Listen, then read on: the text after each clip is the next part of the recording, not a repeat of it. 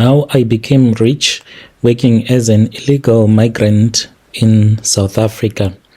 It was in the year 2008 when I arrived in South Africa. My name, it is Good Work. Today I live in a beautiful, quiet city here in Europe. I have chosen to stay here in Europe because of many reasons. I own a successful business. My family, they are quiet, very safe, and I have secured a better future for my children as well as my grandchildren. The life that I am living here, I am living a very comfortable life.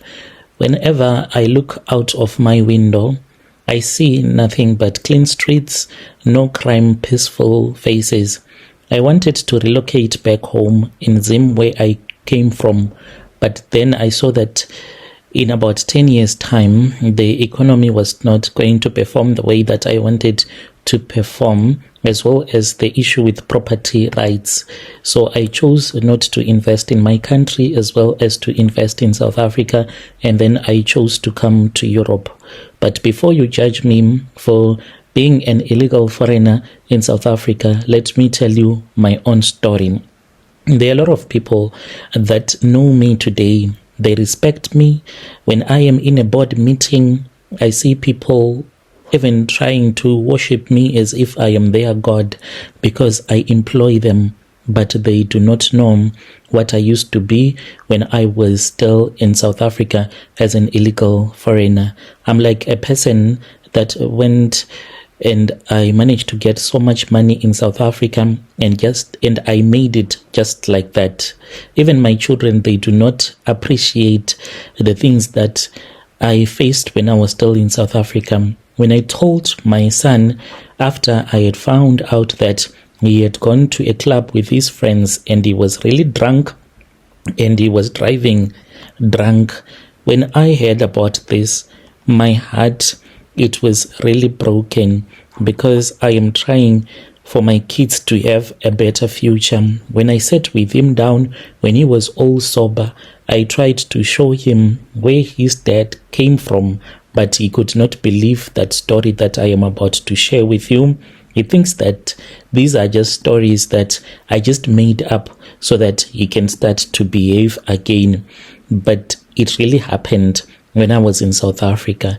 I used to work in Joburg, and I was not just working any kind of a normal job that most of you will refuse if it happens that someone offers you that kind of a job, even though you would have suffered a lot in your life. But the job that I was doing in South Africa, it was something else.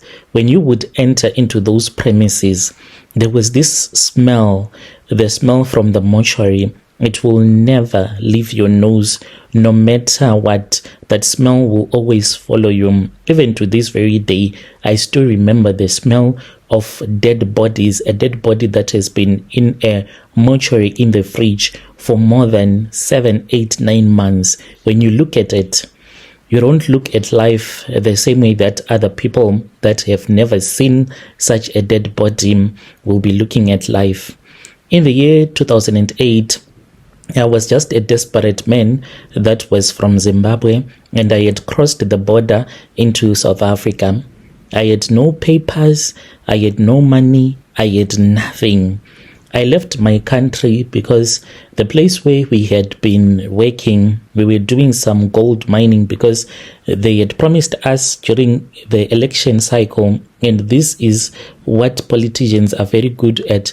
They will promise you something. So in our area from where I come from, we were then told that the land belongs to you and we are going to give you a mine. So there were some Germans that were mining at that place. They had a small company, and then they said that these Germans, they are mining here, we're going to give you this mine. We were very happy in our community that for the first time after a number of years, we will be able to do our own mining in our own community. We then started to mine, but those same politicians, what surprised us was that the same politicians, they started to buy the gold from us. We thought that it was a good thing.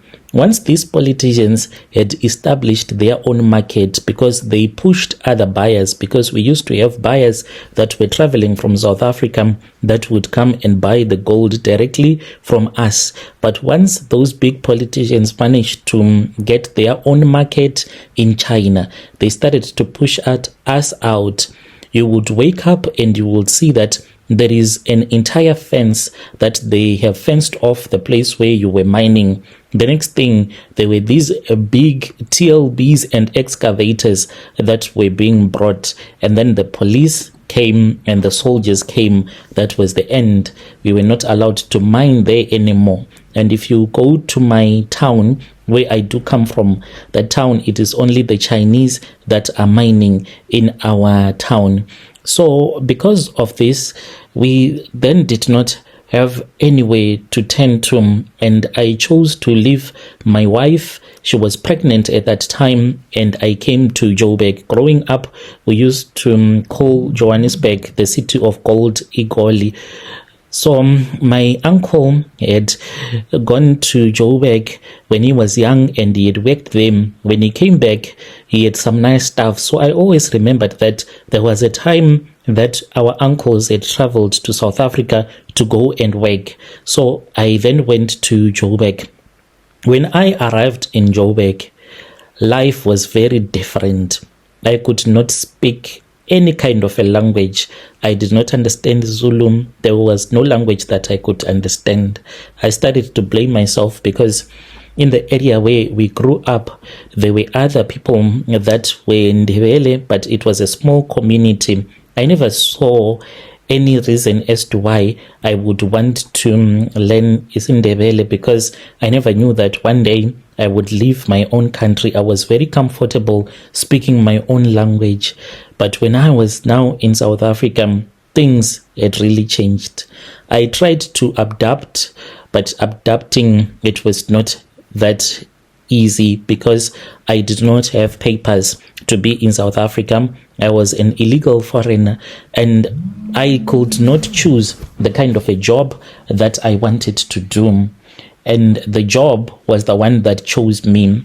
My first job was to work as a low-paid security guard. I was just a private security guard. I was working for this other Indian man who had a big warehouse. And during the day, I would go in front of the warehouse. Job was quite simple. What I had to do was to open the gate and to close the gate for the cars that will be coming in and going. The money that I was getting paid, as you know, that the Indians, they don't pay a lot of money, and I did not have documentation. So the pay, it was really tiny. It was barely enough for me to send even money back home. So I had to survive. I was staying at that same place because I could not afford to pay rent. One evening, I was speaking with this other old lady. She was a South African. She was like the floor manager. She had worked for that Indian man for a very long time. So we were just sitting, we were having lunch, and as we were talking, this woman then told us a story about one of her grandson, whom she said did not like to work. I then asked her, why have you ever tried to look for a job for him? And what happened after you had looked for a job for him? And that woman said that she had tried everything that she thought she could to give that boy a better life, and also looking for a job. Through her connection, she had managed to secure a job at this other mortuary. So he went there, and then he stopped working. He could not even last for a couple of hours. I listened very attentively when she said the job, it pays very well. I do not know what kind of a demon has possessed my grandson. He does not want to work. He ran away from the job. I kept on asking and asking until I managed to catch the name of that mortuary. So I walked, Brother Nashi, until I had reached the place where this mortuary was. When I arrived there, there was a small reception area, and there was a woman. I spoke with that woman, and then I told that woman that I was looking for a job. He then said, "You can wait outside. The boss is not here. We're not sure what time he's going to come."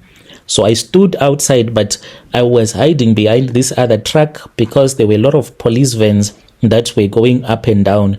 I was afraid that I would get arrested. So the boss finally came, and then the boss was told that there was someone that was standing outside that was looking for a job. I was then called inside, and the boss, he did not even look at me. He did not ask for my papers. He was fixing something inside his office. He asked me one question: "Are you sure that you can work here?" And I said, "Yes, I need the work." He asked me where I was because of my accent, and I told him that I was from Zim. He then told me that at his company, he was facing staff shortage. He had been trying to look for people to work for him, but he only had 2 workers that were still remaining. In my heart, I said, hi, a place where no South African is working, you are going to be mistreated. There were only 2 Malawians. One of them was called Lazarus. The other one was called John. These guys, they were working at that place. After he had employed me, he then shouted, "Lazarus, John, come here." They came. They were wearing their rubber aprons, gumboots, as well as the gloves. So I was fortunate enough that these guys, they knew how to communicate with me in my language, even though they were not that perfect, but we could communicate. The boss then told them that they had the responsibility to teach me all that he had taught them, because they also came to that company. They did not even know anything. My shift was supposed to begin on that night. Brother Nashi, these guys, they would work without knocking off. They were staying at that same mortuary.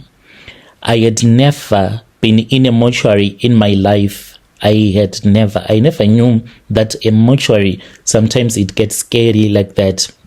So this South African man, he had a government contract. It meant that whenever the state mortuaries would run out of space, the bodies would be brought to his mortuary. So if there was someone that had been killed because of a crime, terrible accident, or just poverty can kill a person. You can die in your shack because of hunger, and you can go for days before people notice that the person who owns this shack has died inside of their shack.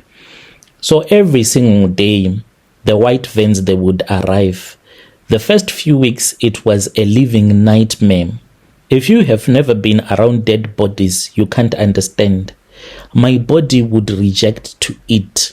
During my first shift, I would always vomit. When I would look at the dead people, I would vomit until my stomach would be completely empty. The smell on its own, it will make me not to breathe properly. The worst part was that this mortuary, it was not that big, but the bodies were coming. They would come non-stop. Those fridges, they were always full. Sometimes 3-4 white vans would arrive at the same time, and this will be after maybe a major accident, or there would be a crime that would have happened, and then they want to free some space at another mortuary, so then they offload to our mortuary. That would be a night where you had to navigate. Sometimes we would even put these dead bodies on the floor.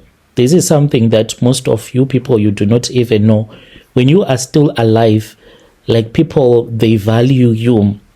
But when you are dead, especially if you are poor, when you die, you are taken maybe to a government mortuary. The next thing that happens is that if you are not buried in time, the government still has the responsibility to take care of your dead body.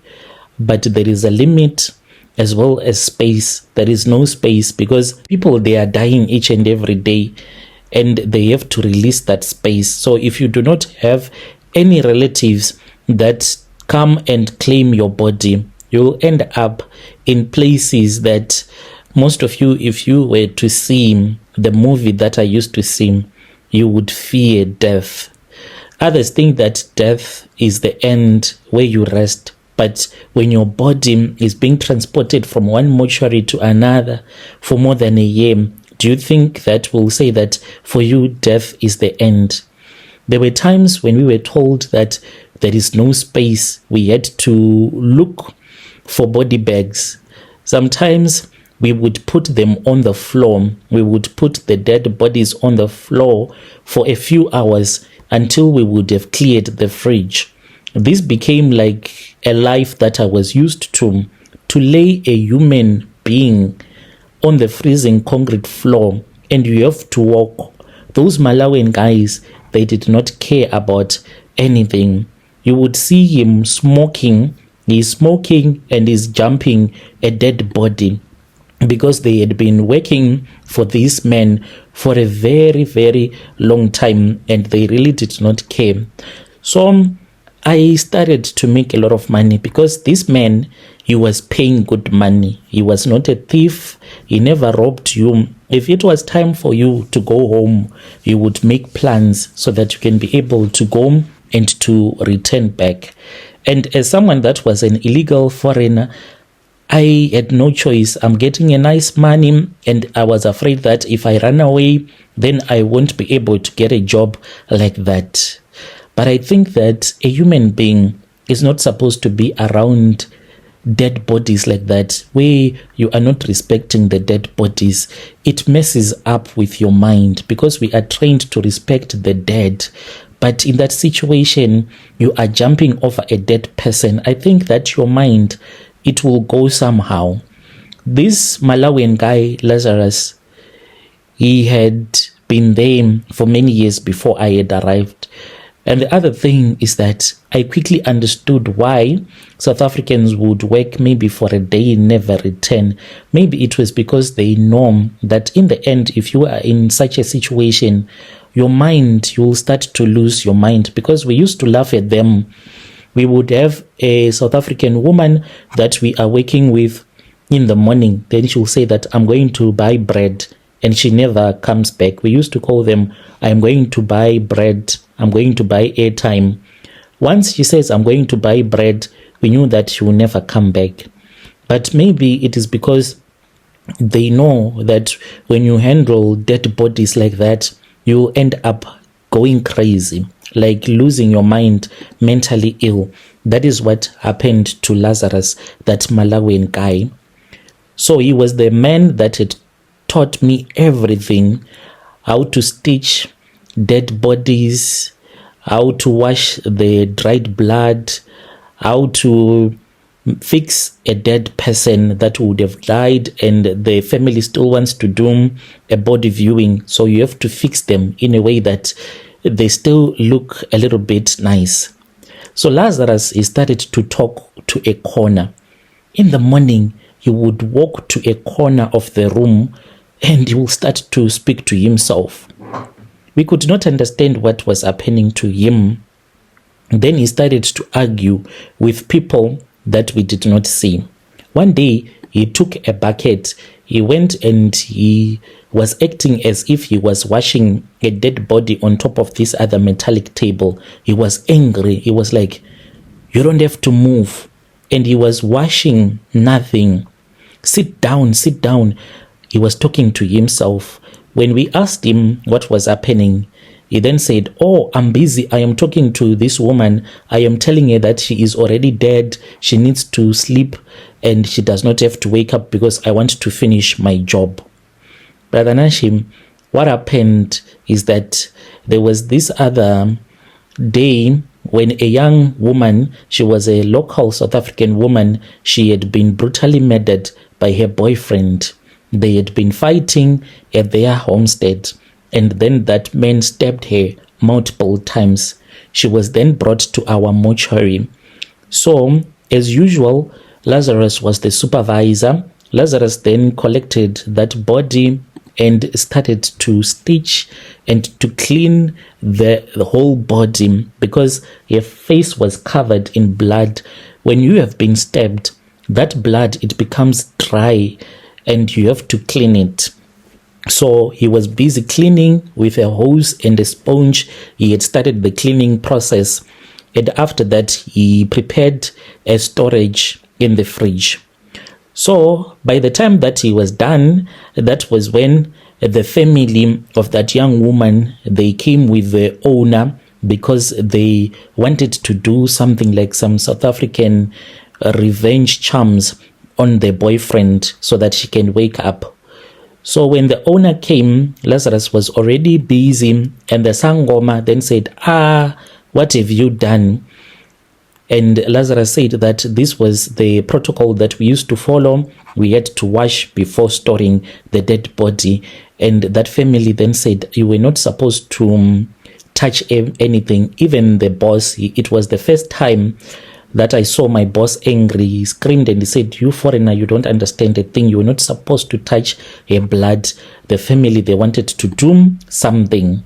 So these people, they wanted to do a revenge charm on the boyfriend so that the boyfriend can start to suffer immediately. But Lazarus had already washed the blood. They ended up taking some of the blood, but it was already mixed with water. I don't know if they successfully did the ritual.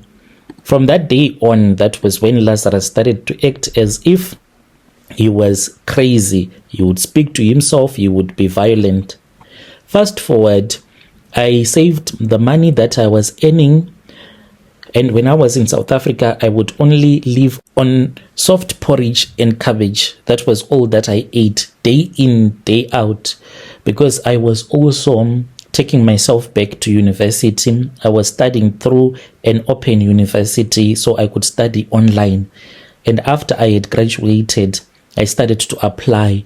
I had already made some plans, opened a bank account in Zim. I had a lot of savings. So when I applied, I came to Europe on a study visa, advancing my studies. Then after that, I managed to get a job. It took many years. It did not happen overnight. Then I finally brought my wife to Europe, and we started a business that we have been successfully running. But the challenge that I still have on my own, there are times when I hear voices. This is what really scares me a lot. I can hear a voice of a person that will be talking to me. And when I look around, I will see that there is no one that is close to me. There was one day when I woke up and I saw that right beside me, there was a dead person. That is what terrifies me a lot. My advice to other people that want to go and work in the mortuary, I will only say to you, do it when you are really desperate. When you are not desperate, please do not work in the mortuary, because there is something that you will collect in the mortuary. There are negative energies that you will collect when you are working with dead bodies. That is my story from South Africa until I came to Europe. Dear listeners, right there was a message that was sent to us by one of our dear brother. Let us speak with our dear brother in the comment section. Strange things indeed they do happen in this world. If you have ever worked in a mortuary, please come with your story and share with us your own side of the story.